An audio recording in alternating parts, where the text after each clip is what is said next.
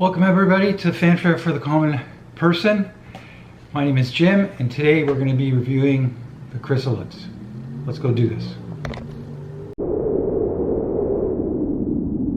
Welcome again. Thank you for making it to the channel, Fanfare for the Common Person. As I said in the intro, we're looking at the Chrysalids today. I'd like to just open by asking if you can subscribe. Please do. I'm gonna try to build a channel about books and just relatable aspects to books, maybe movies, music, art, all that comes out of the interplay of all those different types of genres. So yeah, today's the Chrysalids by John Wyndham, published in 1955. I read this when I was in my teens, I think about 13 or 14. And up until that point, I didn't read. I went to school and did homework and such, but I never read a novel end to end. This was the first one. Magical. Really changed me in a lot of ways that it's hard to put into words. There are these books that, like this one, you read once and then they do quietly stay with you throughout your life. And I thought, let me reread that book at my age right now. And definitely it's different. There's a lot of relatable things in this book that are timeless in terms of the human condition. Many things in our society today that you could easily template over this book and say, yes, whatever was happening then is really the same today.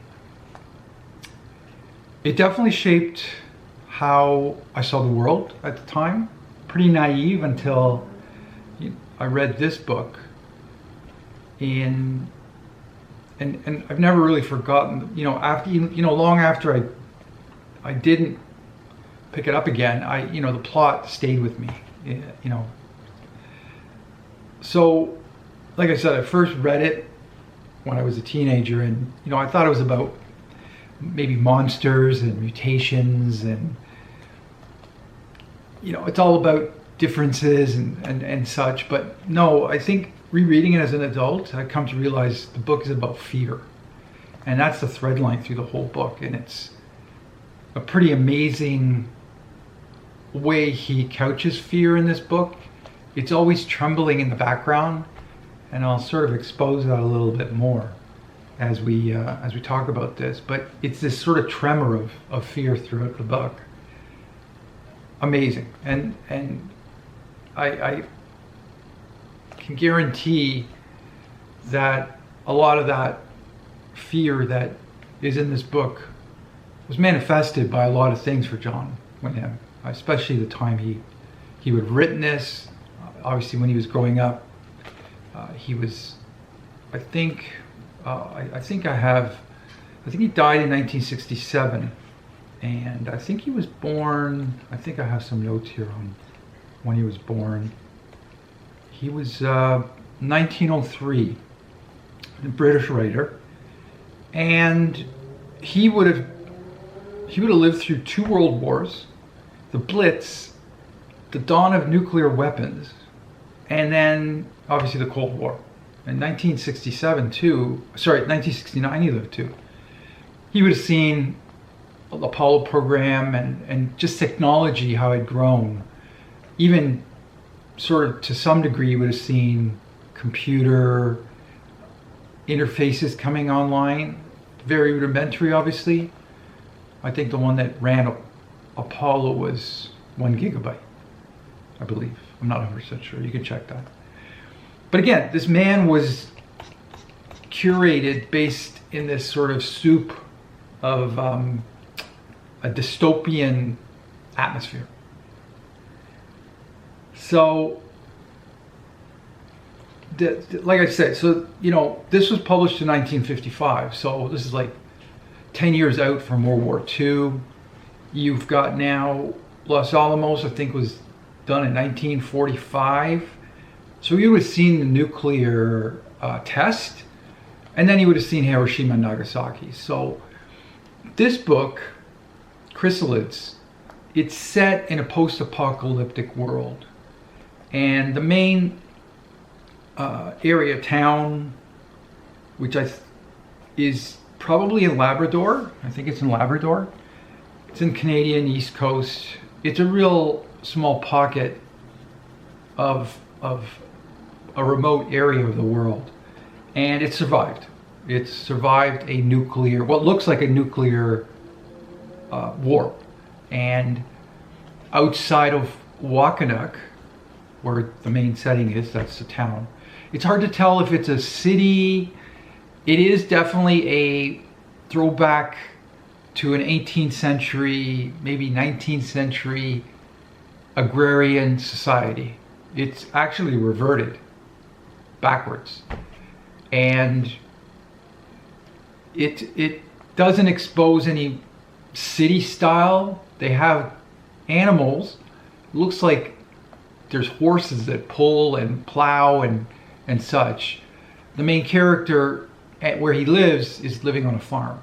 So it's hard to tell whether there is a main town where it's like a metropolis. I don't think so, because there's hints of something later on in the book that reveal a metropolis that survived. And yeah, so it was published in 1955. It's a dystopian novel, and it's set in a society, like I said, called Waknuk. And it's a place that's rebuilt after a catastrophic event that wiped out most of civilization. So I do have some notes here, so I'm just gonna kind of volley around on the notes just to keep myself on track. Waknuk, the town, the city, survives by enforcing strict rules of normality. Any deviation, physical or otherwise, is seen as a dangerous, immoral, and deserving of exile or worse. In many cases, animals are put to death. And the story follows a young boy named David Strorm, who begins to realize that he and a small group of children possess a hidden ability to communicate telepathically, which would break with the image of God set forth by Waknuk, and would mark them as blasphemous in their society. So as a young kid, David has already realized he's an outcast. And the thread line as well throughout the book is this godliness. And that's where the fear comes. That's where it's transmutes out of, is this constant fear of checking to see and looking and probing for deviations in the society. We'll meet David's father, who is righteous beyond belief. Like, it's just righteous on 10x plus. And it's quite startling to see the man's behavior on how he reins in his godliness. He's quite a godly man, for sure. So like I said, so this novel doesn't have spectacle, and that's John Wyndham's beauty, the frugalness of this, and how he crafted this book. It's not a very large book. It's not many pages. You can read this in an afternoon, maybe a little longer, if you have a coffee break. It's not heavy set with, battle scenes you got to keep control of, actors and this. It's very simple, even with the actors that are in it. The message is simple about, blasphemy and deviations. And these are true things that have come out of the nuclear war that probably happened, because they live in an area where I would say their society is in this sort of island, which is surrounded by a devastated environment, which is called the fringes. And there is a lot of mutations, a lot of people with all kinds of maladies of all sorts, like many arms, eyes. There's animals that are like twisted, and they have everything. and the place is lawless. Nobody goes there, and nobody can come into Waknuk because Waknuk has a good enough defense. And we'll see later in the book how the fringes comes into play, but it is definitely not a place you'd want to enter into willingly, because it probably would have some physical harm come to you. And again, so he doesn't do any kind of epic battle, grand villains. The danger is quieter than that. It's reading it as an adult, I've realized it's really about, like I said, fear, and what fear does to people when it's all dressed up in righteousness. It's quite difficult for those people in those environments to be relaxed. And I mean, this is timeless even in terms of where we are today in our society. There is a lot of fear about a lot of different things, which I'll talk about maybe later, but you can surmise what the fears are today. It's widespread. So this one has quietly stayed with me for sure, and long after the plot, like I said, has been forgotten, it was intriguing to pick it back up and read it again. I wanted to sort of satiate that teenager ideology that I had, and just how it helped me twist into a different direction. I know I became more political after that, because there is politics around dystopian catastrophes. They don't come about by, someone just pressing a button for fun.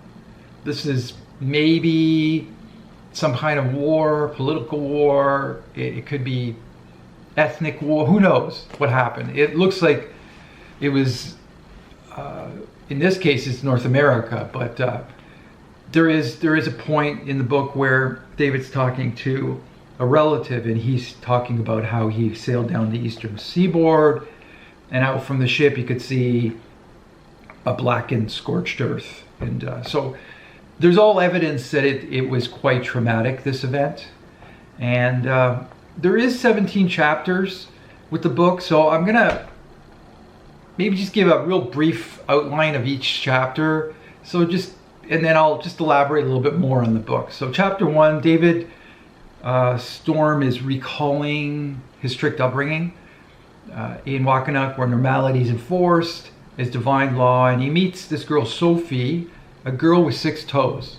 And you can imagine what this did to David.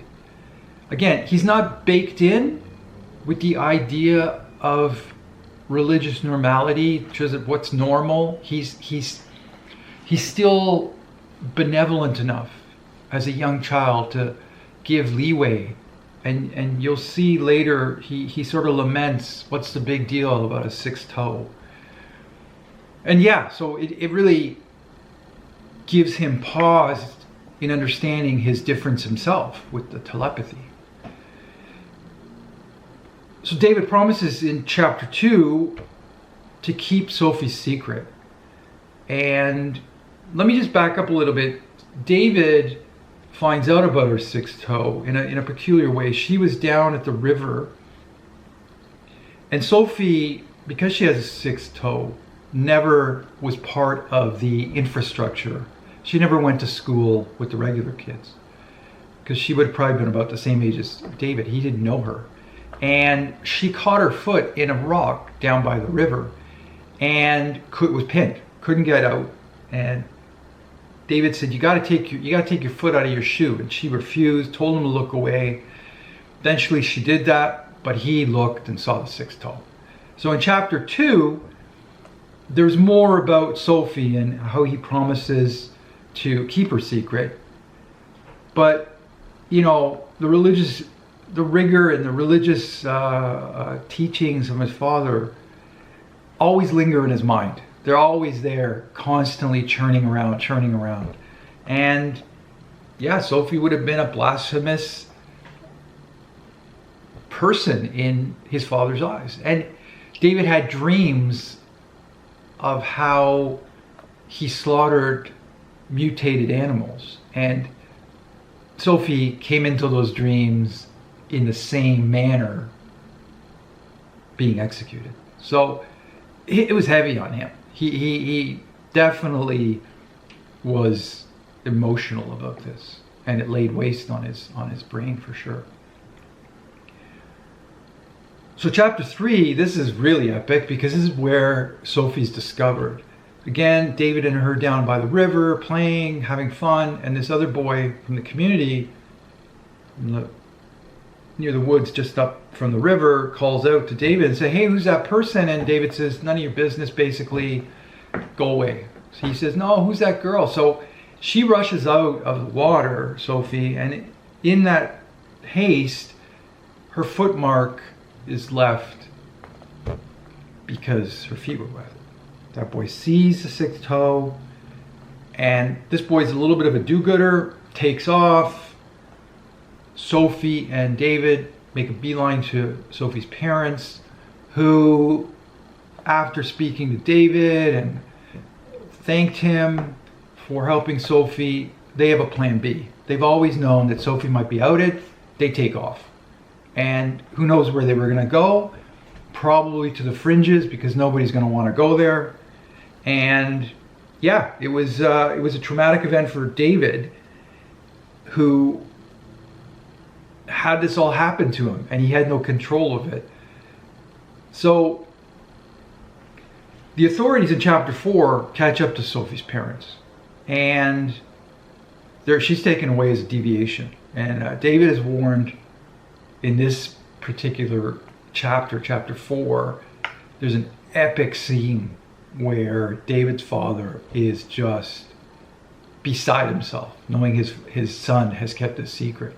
There's a local inspector that comes in and he grills him, but this inspector is very maniacal in terms of his very, deliberate in how he asks the questions, because he doesn't have any emotional connection to David.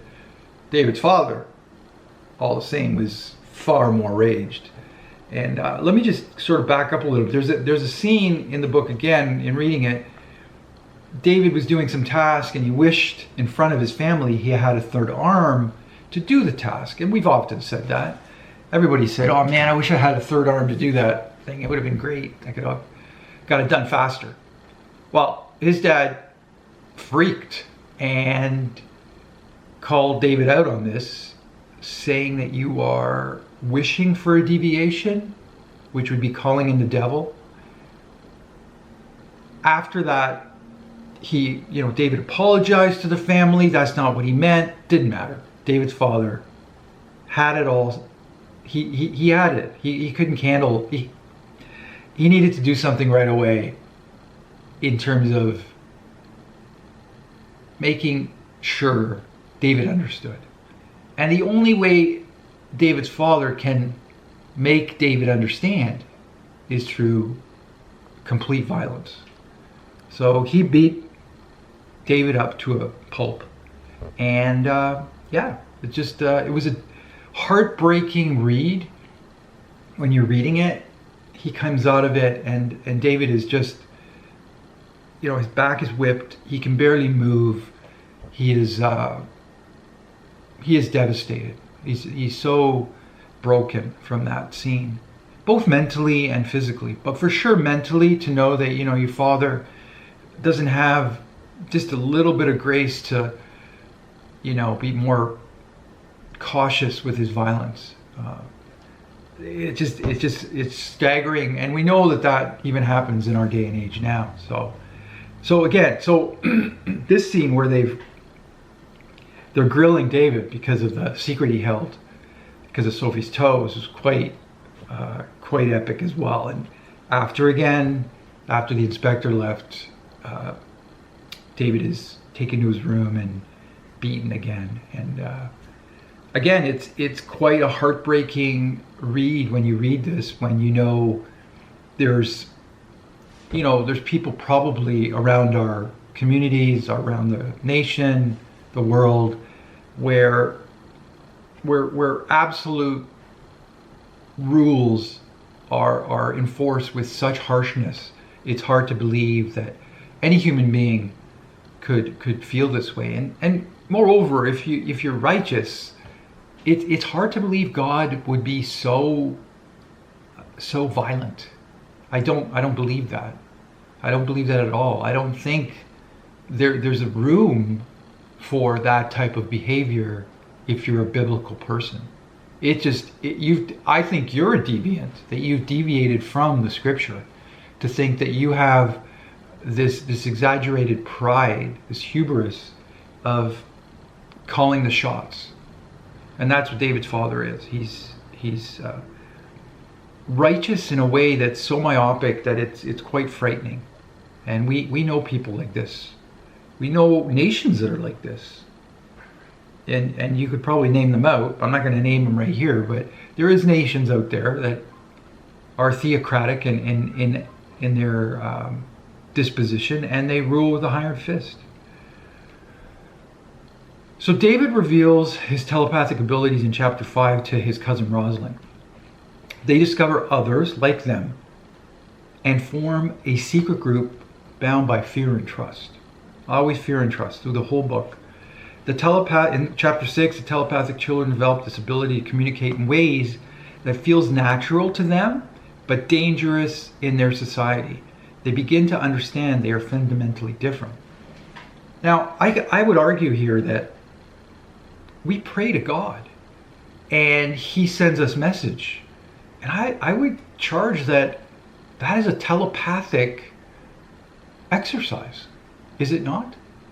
I don't know. I mean, I've questioned this. When I read the book, when I first read it, I thought, that's not really a deviation.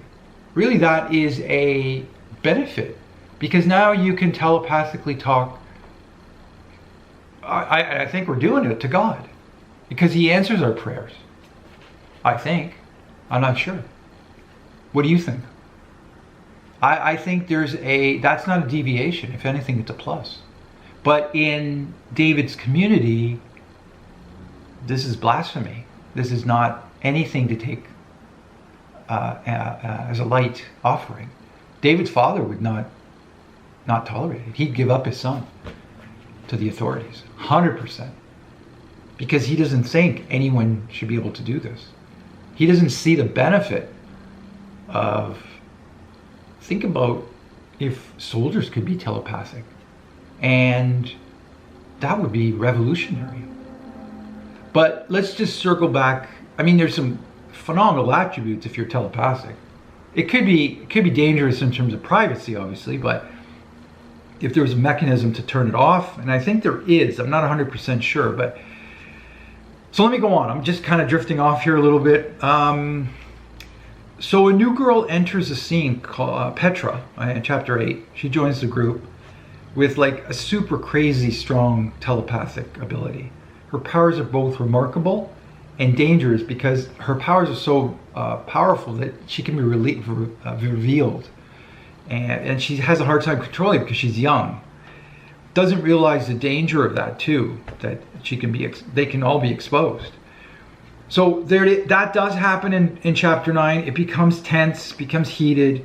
The group senses this sort of growing risk around Petra because she is struggling to control her thoughts. The threat of exposure becomes immediate and constant.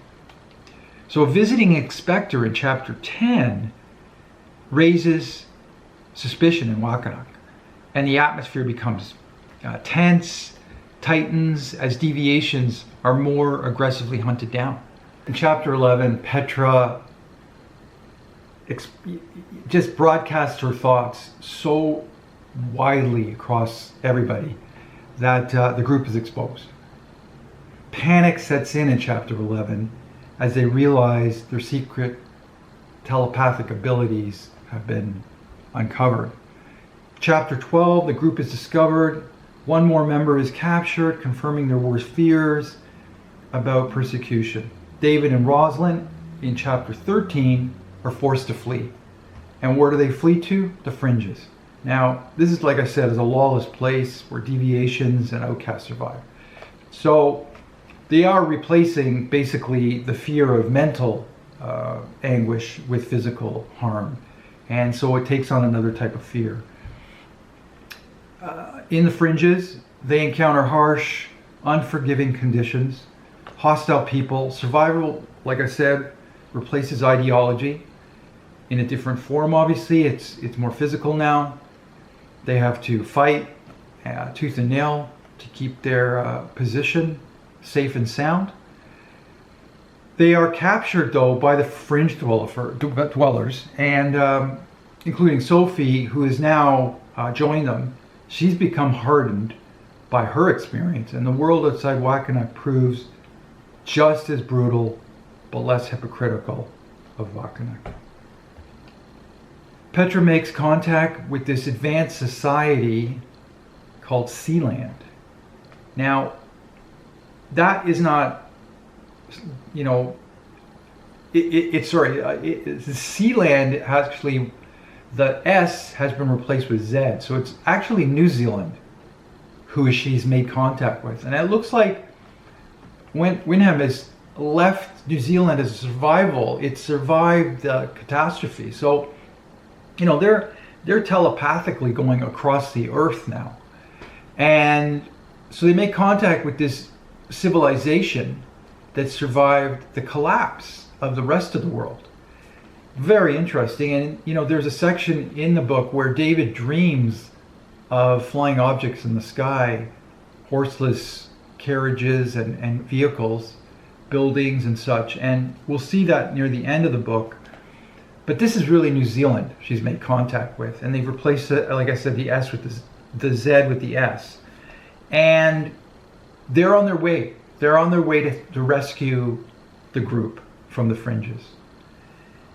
Chapter 17, the last chapter, the Sealand people intervene. They rescue the group, but there is a bunch of the children still can't make it on to the helicopters, and they are left behind, and it's unfortunate. So they're left behind in Waknuk. It's hard to tell what would happen to them afterwards, but that's basically the end of the book.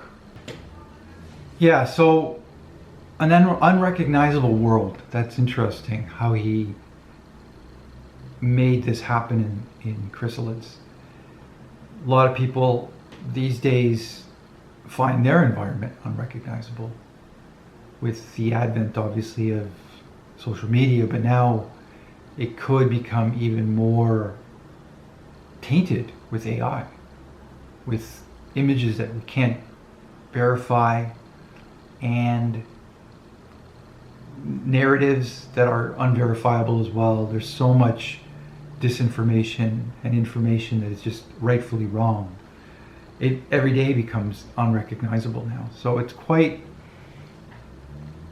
evident that the timeliness of this book in terms of how he was writing the aspects of unrecognizable environments was quite potent, and is potent today. It's there all the time. His genius also relies on restraint. He doesn't shout warnings. He lets systems speak for themselves. So when the inspector came to grill David, this is a spot where it shows sort of the system and how it is structured to make sure that individuals are held accountable, and teach them, in the case of David, who's a young lad, the importance of holding to the righteous, godly image that Waknuk tries to achieve. And he understood, Wyndham, that the society collapse doesn't begin with violence. No, it doesn't. It begins with certainty. And that's why this book aged so well and is so uncomfortable when you read it, that it gives you pause to see sort of the uncomfortable atmosphere we are in today as well with our environment. So, and also, as I said, there's a geographical sort of movement because it was written in 1955. Obviously, Hiroshima, Nagasaki in World War II.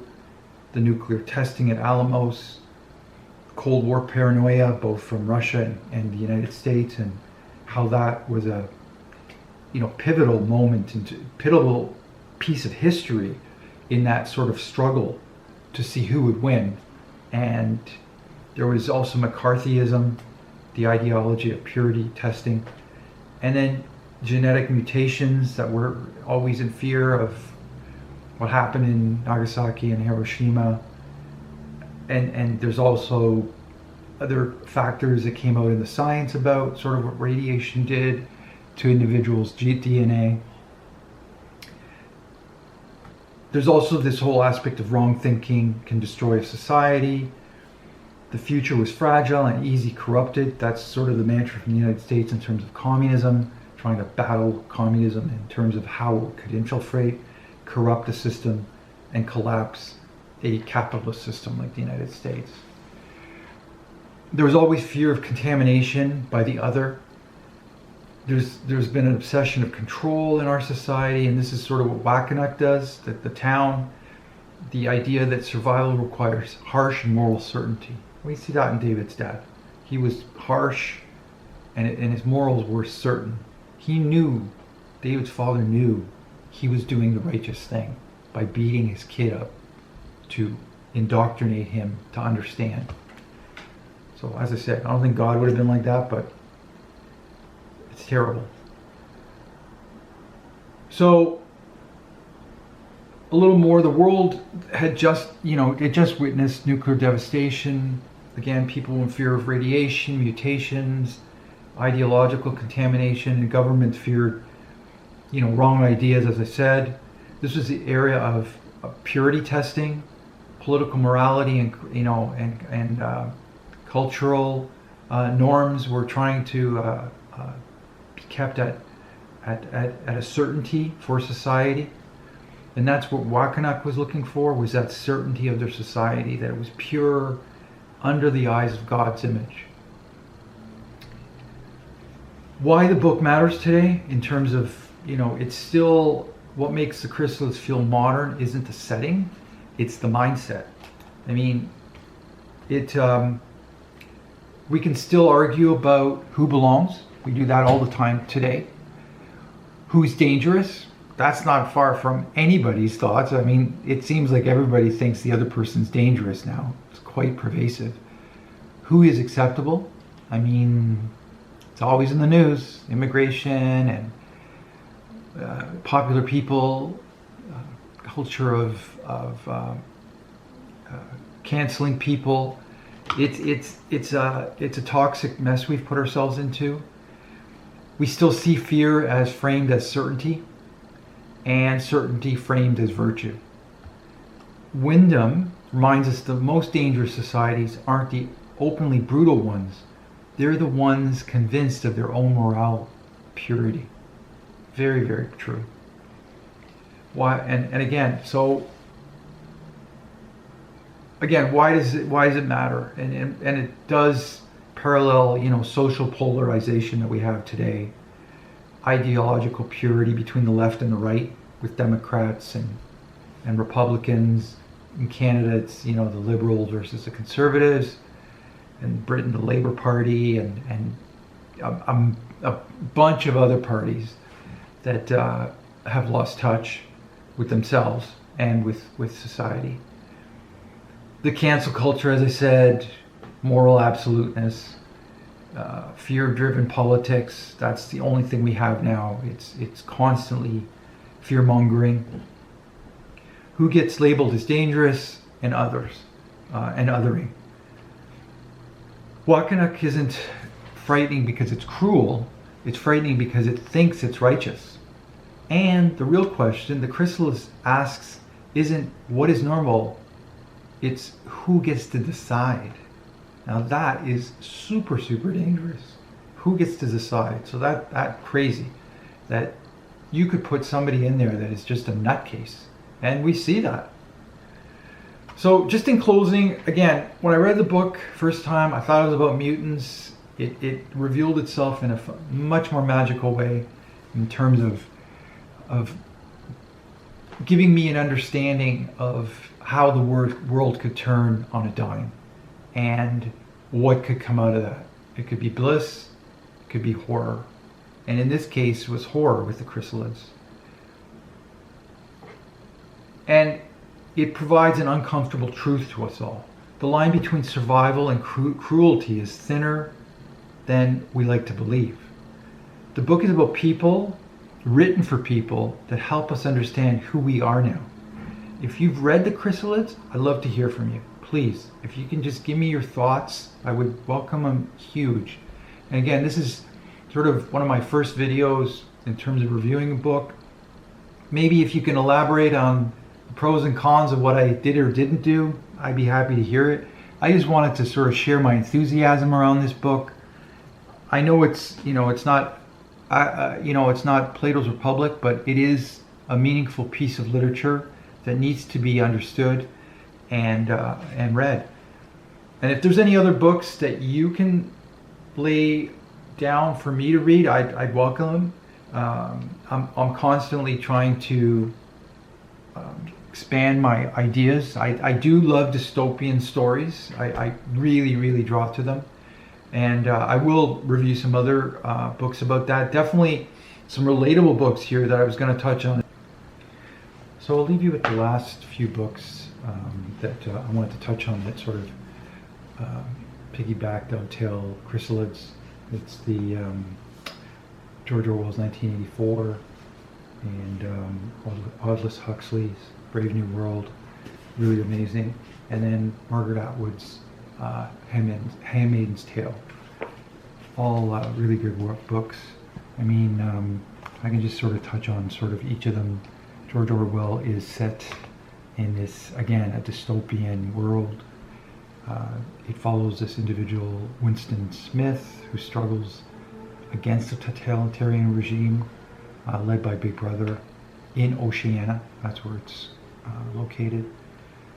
So the party maintains this absolute control and constant surveillance, propaganda, and rewriting history, punishing all individuals through thought crimes. It's a cautionary tale about overreach of government oppression, and sort of it. You can relate it to the Chrysalids. The oppression is different in the Chrysalids, but all of these novels have a thread line of some sort of epidemic of a distorted environment in terms of their society. Brave New World, the novel examines futuristic society called the world state. It revolves around science and efficiency.